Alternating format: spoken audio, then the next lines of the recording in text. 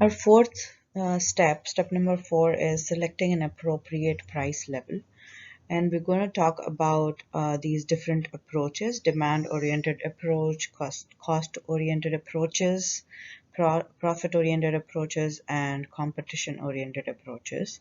And basically, all these approaches can be taken by a company in deciding what uh, what pricing they want to set, or what price they want to set on their products or services. So starting off with demand oriented approaches, we're going to discuss all these approaches one by one. The first one is skimming pricing, and we have talked about this before. This involves setting the highest initial price that customers really desiring the product are willing to pay. So we want to cover up for our investments here, and we want to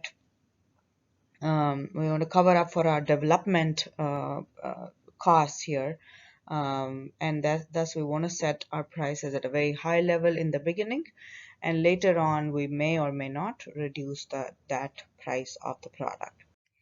Again, penetration pricing is something we have talked about before. It involves setting a low initial price on a new product to appeal immediately to the mass market. We want to reach as much market as possible, and that's why we just set a low initial price on that product.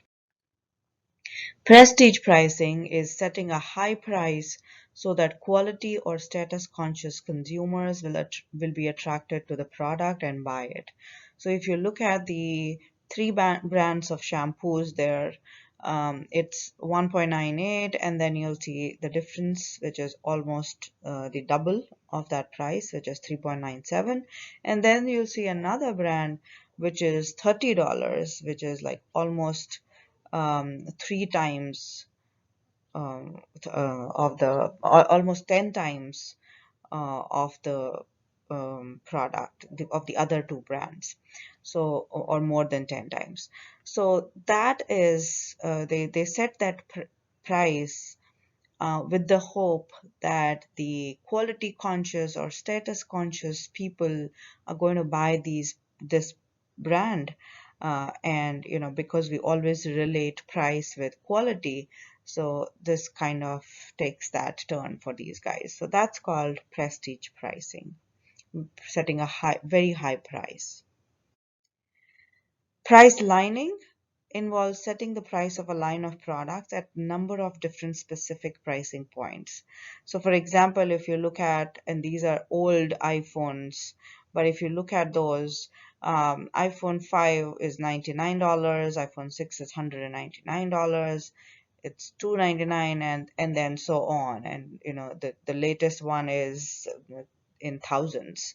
So they have to set these different pricing points um, because they have this line of products and they need to justify a new variant, or a new um, a modification of the product that they have come up with. So they need to justify that, and that's why they have to set different prices for different line of products that they have, for um, the different variations of product that they have.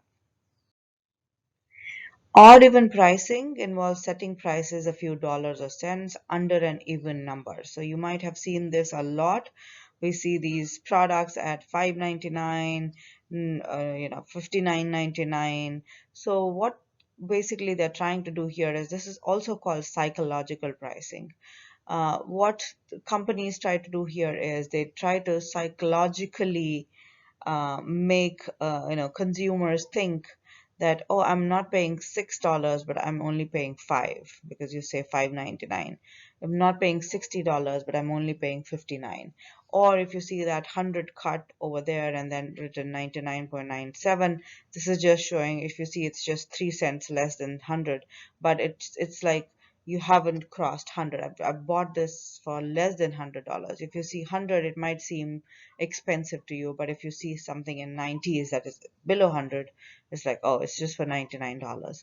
So that's what they try to do using the odd even pricing or psychological pricing. by setting these prices a few dollars or cents under an even number. Next is target pricing. Basically, here we start from the consumer. We start with what price can the consumer pay, or what price is the consumer willing to pay for a particular product. We might conduct some research with the consumers for this, and then see what they are willing to pay. We start off with that. We estimate the price that the consumer is ready to pay, and then um, we work backwards through markups taken by retailers and wholesalers, or whichever intermediaries you have in between. We basically add a markup there to the we see that, oh, this is the final price that the consumer is willing to pay. Next, we have to pay some to the retailers and wholesalers, and then we based on all of that, we try to deliberately adjust the product, the features or composition of the product, in order to achieve target price to consumers. So we only spend on the product so that our costs are deliberately adjusted, um, so that we can achieve that target pricing for the consumer. So we basically are working backwards in this type of pricing. Start off with what consumers are willing to pay, then go and think about what retailers and wholesalers have to be, the markups they have to be given, and then adjust the cost of the product accordingly. Next is bundle pricing, where you would combine two or more products in a single package price. For example, if you look at $3.29 for two cheeseburgers, one small fries, and one small drink. So you have put them all together and selling them in a single package. And then if you see your individually, all these items are going to cost, combine them all. If you buy them individually and you total the price, that's going to cost you more as compared to if you bundle them together. So maybe otherwise these are for, let's say, $5, two cheeseburgers, one small fries, and one small drink. And but then if you combine them together, you put in a bundle pricing and then sell to consumers at just $3.29. Similarly, on the right-hand side, Fire TV plus Echo Dot is only for $79.99. And you see for both of them, you have that odd even pricing or psychological pricing going on. But also here we have bundle pricing, which is individually these might cost more, but you put them together and then sell them as a single package price. Next is yield management, and this is mainly related to capacity management. If you remember, we had talked about capacity management for services. So this is charging of different prices to maximize revenue for a set amount of capacity at any given time.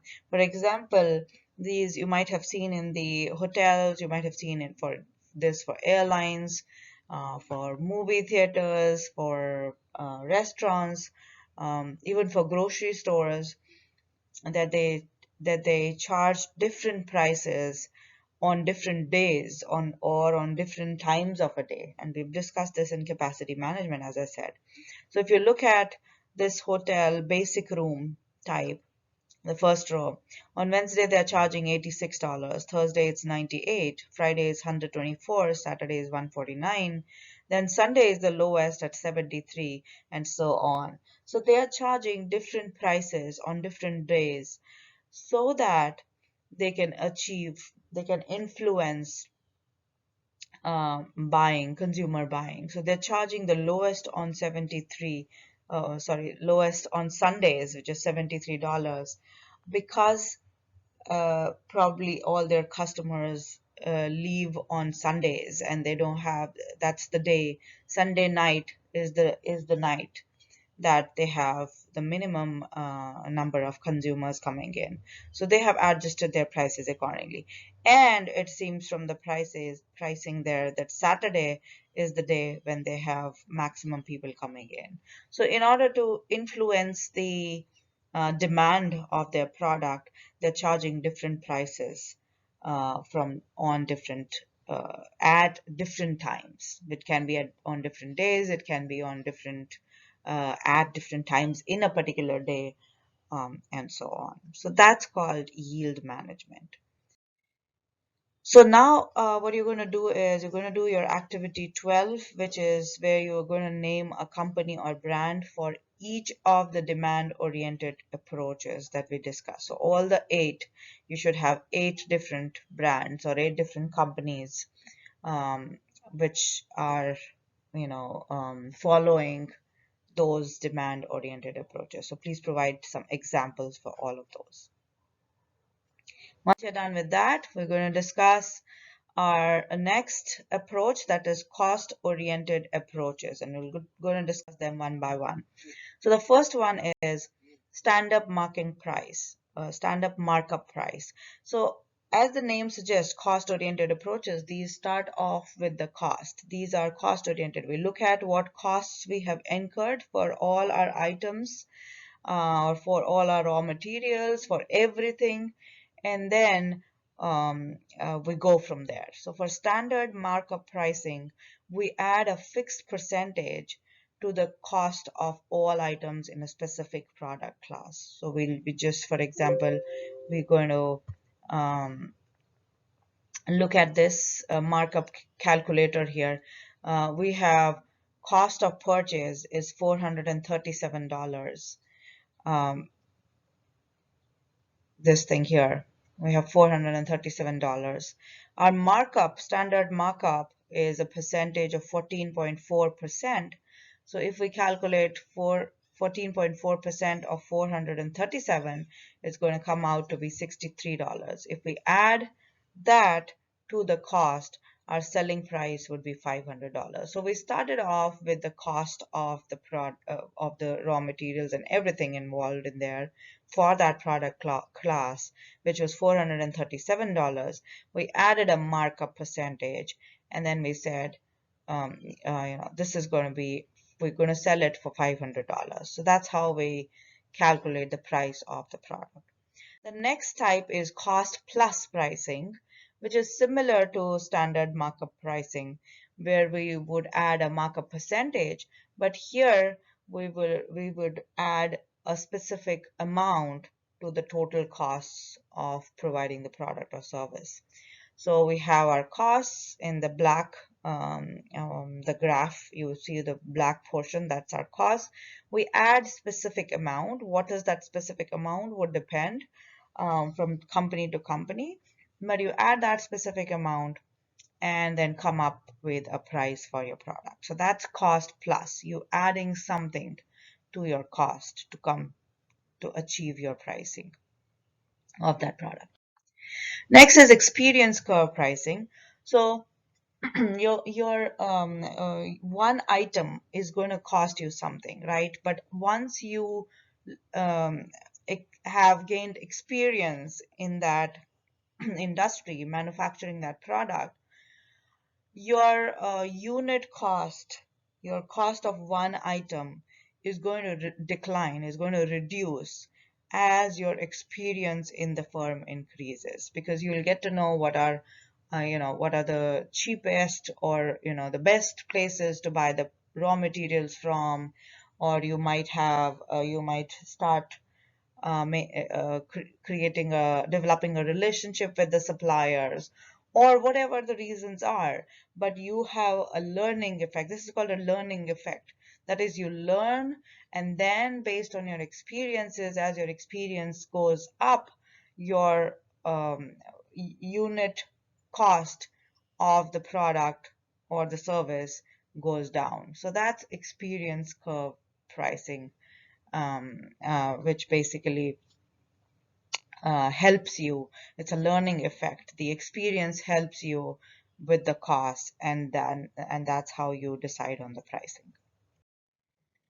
The next approach that we're going to talk about is the target profit approach, and this is under profit oriented approaches. We're only going to discuss just one of the profit oriented approaches here. So, target profit pricing is setting an annual target of a specific dollar volume of profit. So, you put in a target for the profit you want to achieve in a particular in a year, and then based on that profit you decide what prices you want to charge for your product. So that's called target profit pricing. Next is competition oriented approaches, and we're going to talk about all of these. First one is customary pricing. So customary pricing is you when you set a price based on tradition, a standardized channel of distribution, or other competitive factors. Basically, something that is customary, something that has been occurring from a very long time. You have to follow the same. You have to follow the same. You have to go with what everybody else is doing, or what have been doing culturally or traditionally. And based on all of that, you have to set a price. So this is an episode that had happened long back when Coca-Cola had tried to change the customary pricing that was going on. So what they did is they had set up those vending machines, in which what they would do is they would charge different prices based on different weather conditions, different temperatures. For example, if you see here, the left hand side is when it was 70 degrees, they would charge $1.25, and when it went up to 95 degrees, they would charge $1.75. So they had set up the vending machines in such a way that they had put on the thermometers over there, and based on those temperature readings, the prices would automatically go up or down.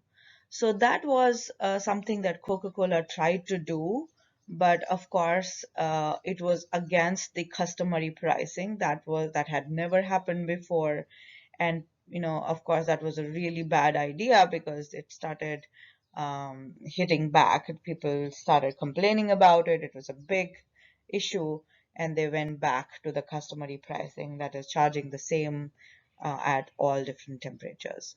So that's something that and then, an example of how customary pricing works.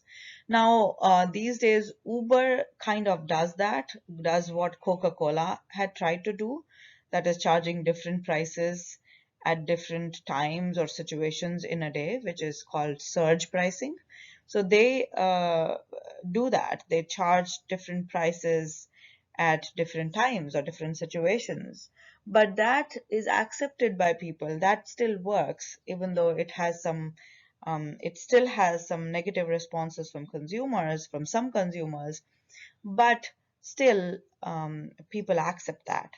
And people accept that because this Uber model, that is, the sharing model, the share that model is, it does not have any tradition. It's not customary. It does not have any old tradition. So they can do that because they are now making the customs for this particular type of business. They're now making the traditions, and now people would, if they make any changes further, they may customers may find it difficult to digest. But for now, they are setting up the customs for that particular type of business. So that works. But Coca-Cola did not work because it was against the traditions, it was against the customers. Nobody had ever done that before. So that didn't work over there. Next is above, at, or below pricing, market pricing. Basically, here you set your price um, relative to what competitors are charging, what the market price is. You set that as your benchmark and then set your prices either below or above or at the market pricing. For example, Michaels does that. It's at below market pricing. They say, and this is what I've just taken a screenshot from their website, it says if you find a current lower price on an identical blah blah blah, we will match that price and then beat it by 10%. So they really are use this as their positioning. They really use this as their basis of business, of marketing, that is charging below market pricing. Okay. Next is loss leader pricing, wherein you deliberately sell your product below its customary price. So what you want to do here is you want to sell at a price that people are used to. They're traditionally they have been used to charging a particular amount of price, but you deliberately charge below that, not to increase sales, but to attract customers' attention in hopes that they will buy other products as well. So, for example, you'll see these coupons coming in your mail, with telling you, oh, this is, for example, three for $10, or $2.99 and so on. So these are charging below the customary pricing. You're going to go to that store. Now, if there are three coupons that you've got in here, or three ads that you've seen here for three different products, but this is a grocery store which has many millions of products in there. So you're going to go there and you're not going to just buy these six products that are shown here, but you're going to buy other products over there as well. So that's the idea behind loss leader pricing. That is setting up some products at lower prices with the hopes that people are going to buy other products in their stores. Similarly, in the picture below, you see half price selected wine. This is done for a particular aisle, and you see selected wine there. So it's not even half price for all the wine over there. It's just for selected wine. But when you go in there, it's just to attract you to go to that aisle. But when you are in that aisle, you are going to select maybe other products as well, just to attract and bring you in, just to pull you in the store or in the aisle, in that particular aisle, in the case of the picture that's below, in the bottom picture. So that's called loss leader pricing. Next step number 5, is set the list or quoted price. So whatever price we have decided based on the approaches, whatever price we've decided, the step is to set the price. Now, we can have company, customer, or competitive effects on pricing. One is customer effects, of course. It's based on what the customer is ready to pay to us, right? It's the marketing starts off with customers' needs and wants. So our pricing is going to have an impact on based on what customers want, or whether they are satisfied or not. So we're going to have customer effects. Next, we're also going to have company effects, and we'll talk about product line pricing there. And competitive effects. What are the other competitive brands charging for the similar kind of a product? That's also going to have an effect on our pricing. So and we'll discuss price war for competitive effects there.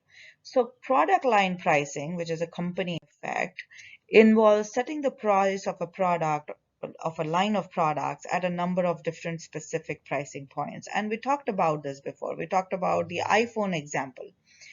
Similarly, for P&G, and we have talked about this example before as well, they have these different laundry detergent brands, and they have to set different prices for different brands. Otherwise, it doesn't make any sense. If they have different brands at the same price points, then what is the difference between these different line of products?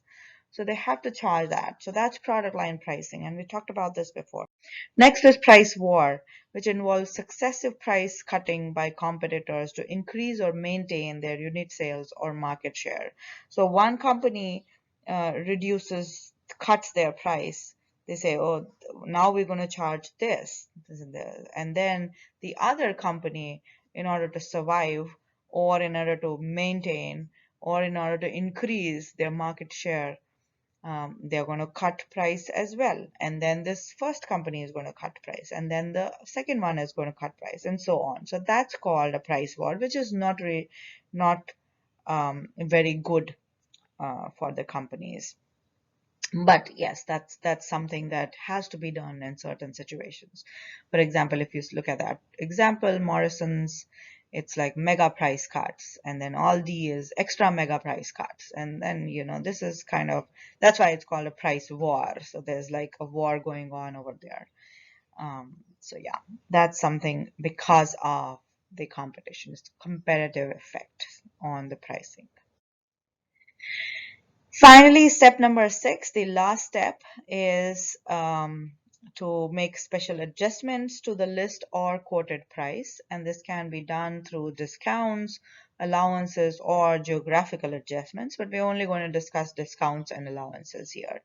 So what are discounts? We can have different types of discounts. One is quantity discounts, which are reductions in unit costs for a larger order.